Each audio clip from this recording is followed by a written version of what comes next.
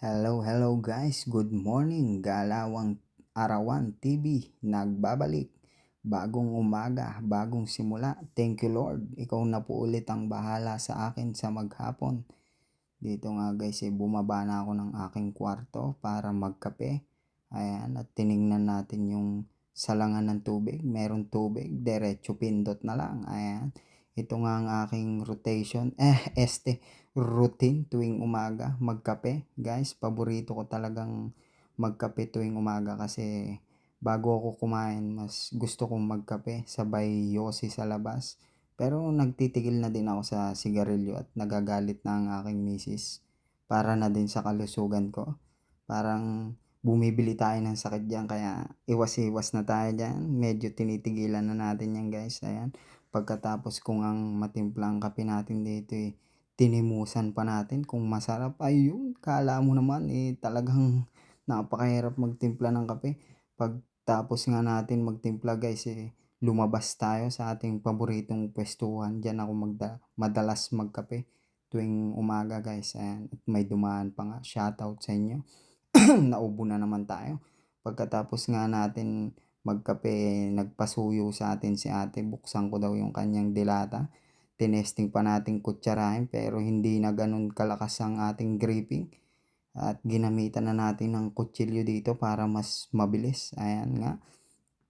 Pagtapos natin mabuksan yan, inabot na natin kay ate at lulutuin niya daw para matanggal lang mas gusto niya daw ang ah, iniinit ang dilata bago kainin. Ayan, dito nga guys, pagtapos natin maligo, namili na tayo ng ating susuotin. Ayun, salamat kay Boss Kevin. Bigay pa yan sa akin galing Pilipinas. Ayun ang kinalabasan din, makapal na jacket kasi medyo malamig na sa labas guys. Ayan, dito nga, pababa na tayo, papasok na tayo ng ating trabaho. Biruin mo, yung 75 ang grade na paloko-lokong bata dati, ngayon nasa Canada na. Pero wag nyo gayahin yan guys, mas masarap pa rin mag-aral ng maayos, makakuha ka ng mataas na marka sa school para maging proud ang mga magulang mo. Ako kahit ganyan naman ang grade ko, dinaan ko sa sipag, tiyaga, ayan. Hanggang napunta ako dito sa Canada at nakakita pa nga tayo ng squirrel. Ika nga mga kaarawan, ang swerte ko ay hindi nyo swerte. Paano ba to? Yung swerte ng iba ay hindi mo swerte. Kumbaga guys, samahan natin ng sipag at tiyaga yung ating pagsusumikap. Parang ang labo nung sinabi ko. Ayan, dito nga guys, papunta na tayo sa bus station. Ayan, nilalakad ko lang yan papuntang bus station. Malapit lang yan. Kumbaga sa nilalakad ko dati sa bundok. Ayan nga, at nakasakay na tayo ng bus.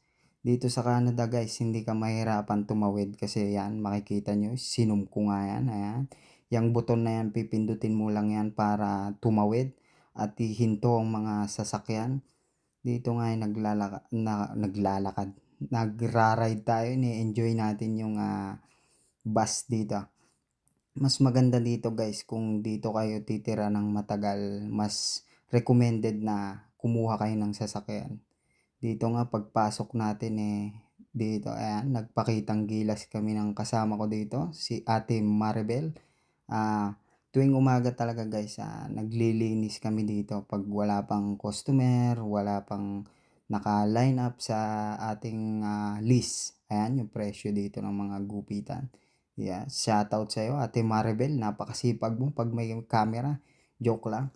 Siyempre, ayan ang ating barber mentor dito sa Canada. Isa siyang Spanish. Tama ba yun? Spanish salita yun basta. Ayan ang mga gamit niya. Siyempre tayo hindi tayo papahuli. Ayan. Punas-punas din, Boss JP, para makita sa CCTV. Yan, no? Para may incentive. Malapit na ang Pasko. Ayan, dito nga pinunasan na din natin yung labas. Napasipag naman si Boss JP pag may camera. At hindi nga natin abot. Kinapos sa height. Patalon-talon pa tayo dyan. Ayan. Punas dito, punas doon. Ayan, ang pangalan ng aming barbershop. Tommy Guns Original Barber. Dito sa Canada. Medyo sikat na yan dito guys kasi marami ang branch dito at pagkatapos nga ng mahabang araw, ayan, pauwi na kami ng kasama ko.